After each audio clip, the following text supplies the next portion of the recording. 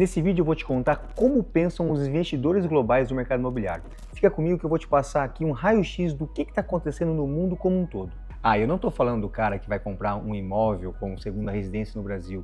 Eu estou falando do investidor institucional que vai comprar um shopping center, um prédio de escritórios, galpões logísticos e vai aportar milhões e bilhões, às vezes até bilhões de reais aqui no Brasil. Você quer entender por que esse mercado está travado? Eu vou te explicar de maneira muito simples. De 1990 até 2020, a gente viveu uma paz mundial imensa. Bem, se você analisar a história da humanidade, nos últimos 30 anos nós vivemos um momento de paz muito grande que você não encontra precedentes na história desde que a gente se conhece como humanidade. Foram 30 anos com pouquíssimas guerras, conflitos pontuais no Iraque, no Afeganistão, mas com juros muito baixos no mundo todo e inflação muito baixa também. Eu estou falando principalmente dos mercados mais ricos e desenvolvidos, como Europa e Estados Unidos. Bom, nesse cenário, os investidores internacionais aprenderam a operar mercado imobiliário alavancado demais, porque os juros eram muito baixos e sem se preocupar com a inflação, que sempre é um grande problema para qualquer investidor. Ocorre que, a partir de 2020, esse jogo virou de vez. Primeiro com o Covid. Como é que o investidor internacional vai alocar capital pelo mundo todo se ele não sabe o que está acontecendo com a questão do Covid, quando isso vai passar de verdade? Lembra disso? Assim que o Covid acabou,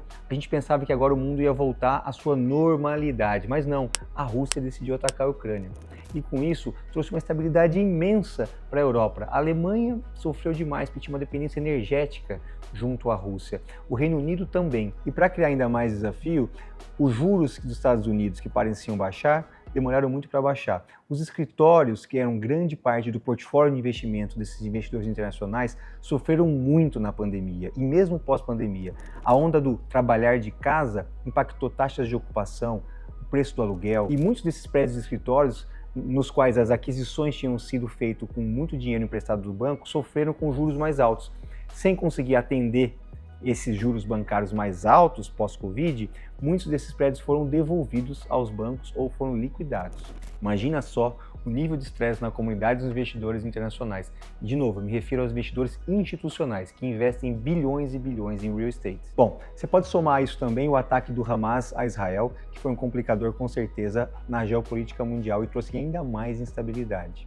E para piorar, o que aconteceu foi o quê? As eleições americanas, que foi um verdadeiro rebuliço. Lembra? Biden, Kamala e depois o nosso querido Trump. E se o mundo esperava e se preparava para uma queda das taxas de juros e uma redução da inflação, ao assumir a presidência dos Estados Unidos, Donald Trump conseguiu fazer o quê? Trazer ainda mais instabilidade para os mercados mundiais. Com as suas guerras tarifárias, ele declarou guerra ao mundo e à globalização. E aí não cabe a mim fazer juízo de valor, mas o fato é que isso trouxe ainda mais instabilidade para o mercado. E o que investidor internacional mais odeia é instabilidade. Ele gosta de previsibilidade, de saber o que vai acontecer, ter certo controle sobre os bilhões que ele vai investir em alguns mercados, sejam eles mercados mais maduros ou mercados emergentes. Bem, com isso chegou a hora dos investidores globais entenderem que aquele mundo com inflação baixa, juros baixos e paz mundial, ele simplesmente não vai acontecer tão cedo.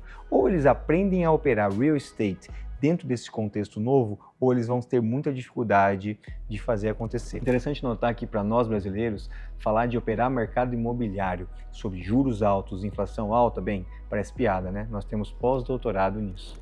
Mas não se engane, para o gringo isso é algo absolutamente novo, especialmente para esse cara que operou por 30 anos um mercado extremamente estável e com juros baixos, inflação baixa. Esse é o desafio, por isso que tanta transação está travada nesse momento, por isso que o capital flow, a movimentação financeira do mundo todo não está como era antigamente. Isso explica também, como eu falei em outros vídeos, por que o investimento no Brasil nunca foi tão baixo, vindo de fora do Brasil, o investimento institucional. Mas isso não acontece só por conta das questões brasileiras, acontece muito mesmo por conta das questões internacionais. É claro que o nosso querido governo tem culpa sim ao deixar as contas desajustadas e passar pouca confiança ao investidor internacional. Mas a verdade é que a explicação para o baixo volume de investimento internacional institucional no Brasil, no mercado imobiliário, sim, se deve muito ao contexto global que eu acabei de explicar para você. Nas minhas conversas e andanças com o GRI pelo mundo, eu não me canso de perceber o quanto esses investidores globais, pessoas sofisticadas, pessoas com excelente formação, têm se debatido para tentar entender como sobreviver e como entregar retorno em um mercado tão complexo como esse que se apresenta hoje no panorama global. E é aí que eu penso em nós brasileiros aqui. Empreender no Brasil, ser investidor, incorporador no Brasil, é muito mais difícil do que fazer isso lá fora.